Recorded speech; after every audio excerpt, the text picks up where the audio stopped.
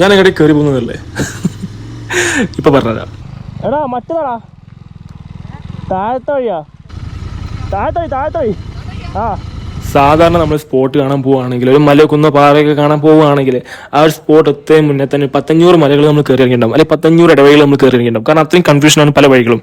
എങ്കിൽ ഈ ഒരു സ്പോട്ട് റോഡ് സൈഡിൽ തന്നെയാണ്. അതുകൊണ്ട് തന്നെ നിങ്ങൾ അധികം നട്ടം തിരിയേണ്ട ആവശ്യങ്ങളൊന്നുമില്ല. റോഡ് നോക്കിക്കഴിഞ്ഞാൽ ഈ ഒരു സ്പോട്ടിന്റെ ടോപ്പ് വരെ നിങ്ങൾക്ക് വ്യൂ ഉണ്ട്.